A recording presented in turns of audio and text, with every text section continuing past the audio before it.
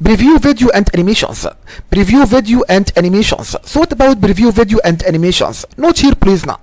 For Photoshop versions earlier than Photoshop CC, some functionality discussed in this article may be available, by the way, only if you have Photoshop Extended, and Photoshop doesn't have a separate Extended offering, and all features in Photoshop Extended are part of Photoshop, by the way. And what about preview frame a frame animation? Preview a frame animation. We have steps here now. Step number 1, you should click the play button in the timeline panel firstly.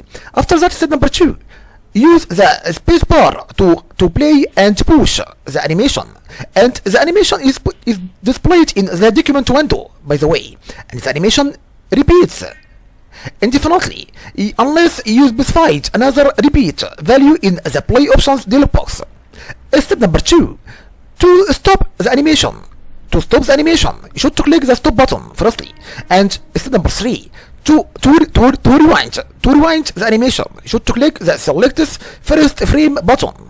And note here please now again, to see a more accurate preview of the animation and timing, preview the animation in a web browser. In Photoshop, open the Save for Web dialog box, and then click the Preview in Browser button. Then use the browser's stop and reload commands to stop or replay the animation. And how to set the timeline area to preview. Set the timeline area to preview. We have steps here now. Step number 1, you should to set the timeline duration you want to export or preview, and you should to do any of the following in the timeline panel. Drag either inch of work area bar, like this screenshot. This image now is screenshot explain for you how to dragging an inch of the work area bar, and after that you can to drag the work area bar over the section you want to preview, and after that you can to move also the current time indicator to the time or frame you want, and from the panel menu you should choose either work area and then set start and at playhead, or work area, then select set end at playhead. Step number 2, to remove the portions of the timeline not in the work area, you should choose trim document duration to work area from the panel menu. And how to previewing video or timeline animations. Previewing video or timeline animations. By the way, your video or animation can be previewed in the document window, and Photoshop uses RAM to preview the video or animation during your editing session. And when you play or drag to preview frames, they are automatically cached for faster playback the next time they are played, and the cached frames are indicated by the green bar in the work area of the timeline panel. And the number of frames cached depends on the amount of RAM available of Photoshop. How to preview a video or timeline animation. How to preview a video or timeline animation. We have steps.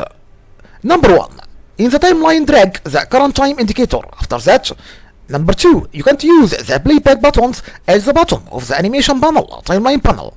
And after that, number 3, you should to press the space bar to play or stop playback. For additional shortcuts, you should to see keys for the animation panel in timeline mode.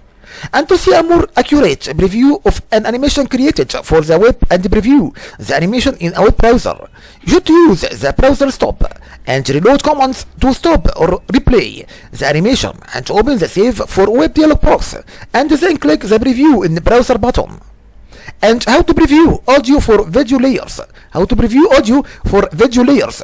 When you enable audio previews for video layers, you should Photoshop actually includes the audio in files exported to QuickTime movie format, and you should to see export video files or image sequences. And in the timeline panel, do either of the following. To enable or disable audio previews for a specific video layer, you should to click the speaker icon for that layers, by the way. And to enable or disable audio previews for an entire document, you should to click the speaker icon to the right of the playback buttons at the bottom of the panel. And enable frame skipping. How to enable frame skipping. By the way, Photoshop can skip uncatched frames to achieve real-time playback. And with timeline panel in timeline animation mode, you should choose allow frame skipping from the panel menu. And how to preview your document on a video monitor. How to preview your document on a video monitor. By the way, the video preview plugin lets you preview the current frame specified in the animation timeline or any image open in Photoshop and through FireWire like IEEE 1394 on a display device such as a video monitor, and you can also adjust the aspect ratio for proper display of images. Note and be careful here please now. On 64-byte operating systems, you must use the 32-byte version of Photoshop to access the video preview plugin.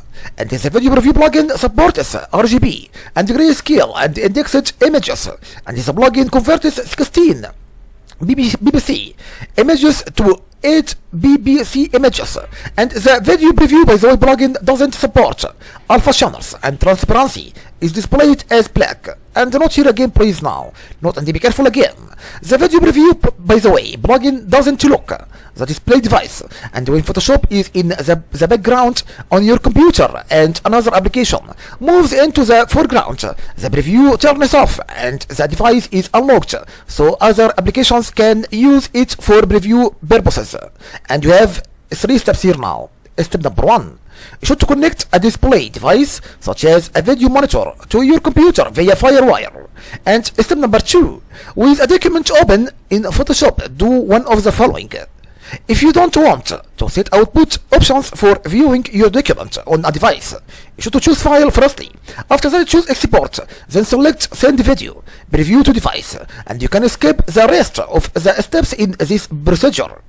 And after that, to set output options before viewing your document on the device, you should choose File, then you choose Export, then you choose Video Preview. And the Video Preview dialog box opens if your document's pixel aspect ratio doesn't match the aspect ratio setting of the display device. You will see an alert. And note and be careful, the Send Video Preview by the way to device command uses the previous setting in the Video Preview dialog box. Step number 3. Under device setting, specify. You should specify options for the device that will display the image. And we have 2 options.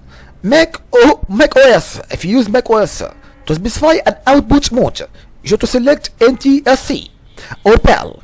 If the output mode and the device don't match, for example, specifying NTSC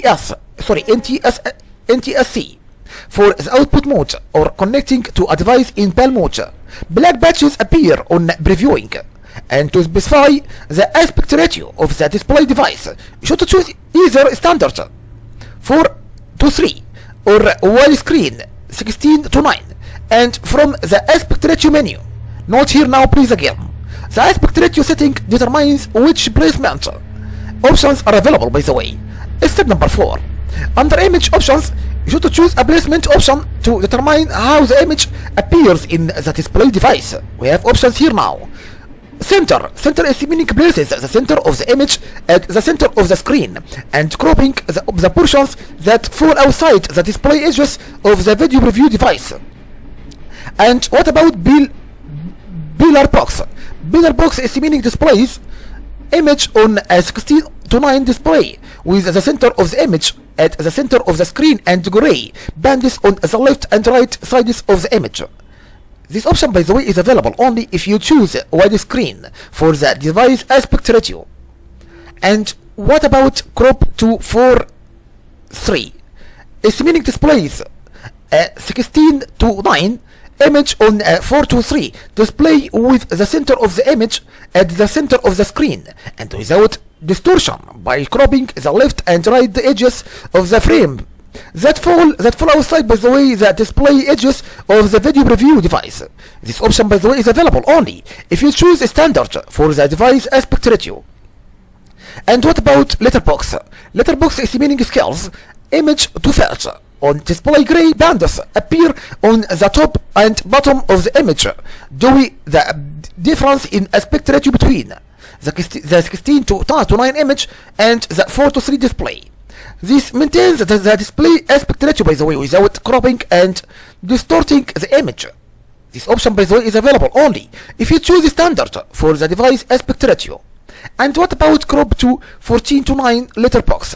Its meaning displays a widescreen image cropped to 14:9 aspect ratio with black bands on either the top and bottom of the image, and when viewed on a 4:3 display or on the left and right sides. When viewed on a 16:9 display, this maintains the display aspect ratio, by the way, without distorting the image. Step number 5. Choose an option from the image size menu to control whether the document pixels are scaled to the device display. And don't scale. So what's the meaning of don't scale? Don't scale is the meaning applies no vertical scaling to the image, and this image is cropped actually if its height is greater than that of the video display. And what about scale to fit within frame? Scale to fit within frame is meaning increases or decreases the image height and width proportionally to fit in the video frame. With this option, a 16:9 image appears on 4:3 display as letterbox, and a 4:3 image appears on a 16:9 display as a pillar box. Step number 6. Select the Apply Pixel Aspect Ratio to preview checkbox to display the image using the documents, and run square pixel aspect ratio. Deselect this option, by the way, to display the image as it appears on your computer, like a square pixel monitor. And by default, the Apply Pixel, by the way, aspect ratio to preview a checkbox is selected to maintain the image's pixel aspect ratio. In general, you would deselect this option, by the way, if the document's pixel aspect ratio is assumed to be a square and you want to view the images as it would appear on a computer, a square pixel monitor. Step number 7.